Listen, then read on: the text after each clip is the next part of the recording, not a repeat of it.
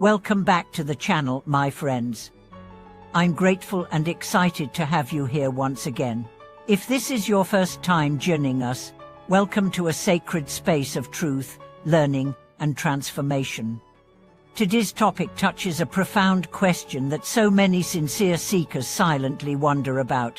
When you call out to Buddhas or Bodhisattvas, do they respond? And if they do, how would you know? Are there signs? Are there signals? Or is there help hidden in everyday moments, waiting for your heart to be quiet enough to recognize it? If you've ever felt that your prayers were unheard, that your chanting was futile, or that the divine presence was too far away, this video is for you. Today, we will dive deep into the silent language of the Buddhas and Bodhisattvas, their invisible hands, their symbolic whispers, and the ways in which they work through your life, not with spectacle, but with sacred subtlety. Let's begin with an uncomfortable truth. Most people miss the signs of guidance not because the signs are absent, but because their minds are too noisy to hear them. We are often waiting for fireworks while the Dharma speaks in a whisper. You ask for a miracle, but it arrives as a challenge.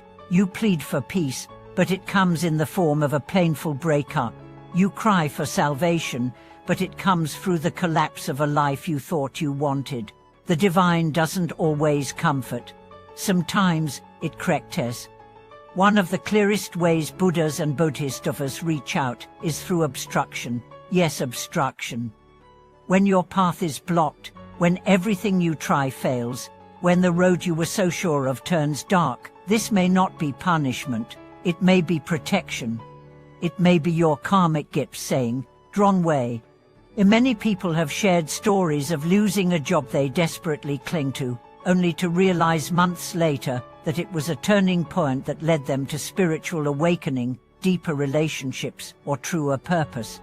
A woman once shared that after chanting for Avalokiteshvara's help, her romantic partner suddenly left her without warning. At first, she thought her prayer had failed. But in time, she discovered his deep web of deception and harm. "I thought I lost love," she said, "but Avalokiteshvara removed what was blocking my love." This is how the compassionate ones work. They do not always answer your words, they answer your needs. Another way divine presence reveals itself is through unexpected people. A stranger offers you exactly the words you needed to hear. A child says something that cuts through your confusion. A friend calls you just as despair begins to settle in. These are not coincidences.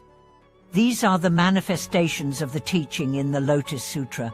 If a being must be saved through a doctor, the Buddha appears as a doctor.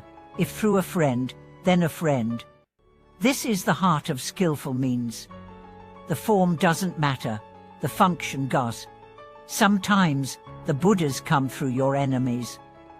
The one who insults you, the colleague who undermines you, the family member who triggers your anger, these may be the ones sent to expose your ego, your impatience, your wounds. One monk once said, "The people who hurt me the most are the ones who taught me to bow the deepest." When the same lessons repeat in your life, when the same personalities keep appearing, ask yourself, what part of me is still asleep? What part of me needs to grow? Another sign of divine intervention is the sudden surfacing of spiritual curiosity. You may wake one day with an urge to visit a temple you haven't seen in years. You may feel drawn to a scripture that once seemed boring. You may find yourself chanting spontaneously in moments of fear. These impulses are not random, they are inner awakenings guided by forces beyond logic. When the heart is ready, the path appears. And often, it's the Buddhas who light that path from within. Dreams are another sacred realm of communication. Many sincere practitioners report dreaming of Buddhist masters, hearing chants in their sleep, or seeing golden light and temples in their unconscious visions. These dreams may not always be literal, but they reflect your spiritual state. When your soul is aligned with virtue, compassion, and devotion, it becomes fertile ground for divine impressions. In those dreams, even if no words are spoken, a deep sense of peace remains after waking. That is not imagination. That is presence.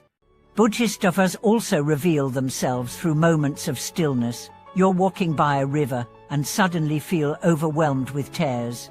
You're sitting alone and are gripped by a sense of vast, inexplicable love. These are moments of grace. They do not announce themselves with trumpet blasts. They arrive like soft rain on thirsty snow. The key is to be available to them. And availability requires one thing: purity. Purity is not about perfection. It's about sincerity. It's about saying your prayers with your whole being. It's about keeping your vows, even when no one's watching. It's about offering your heart in silence, with no expectation, and trusting that even if you see no signs, the Buddhas have heard you. For the heart that chants with truth, the heavens always listen. There was a man who chanted for 3 years, every morning and every night. He never saw visions, he never heard voices, but his anxiety vanished, his anger dissolved, his relationships healed. When asked what had changed, he said, "Nothing changed outside, but everything changed inside. I became my own miracle." That's the power of alignment. When you become the vessel, the divine pours through you not as fireworks, but as transformation.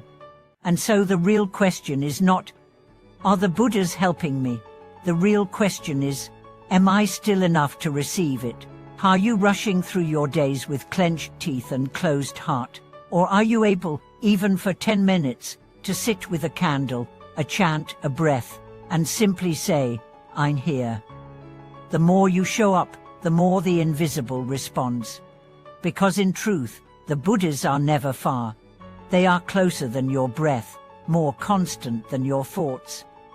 It is only our eyes that blocks their voice. In our next journey, we'll share more personal accounts from people who began to notice these sacred signs and how their lives were never the same again. Thank you for watching this video. May your path be lit by subtle signs, steady guidance, and the loving gaze of the Buddhas who walk with you always.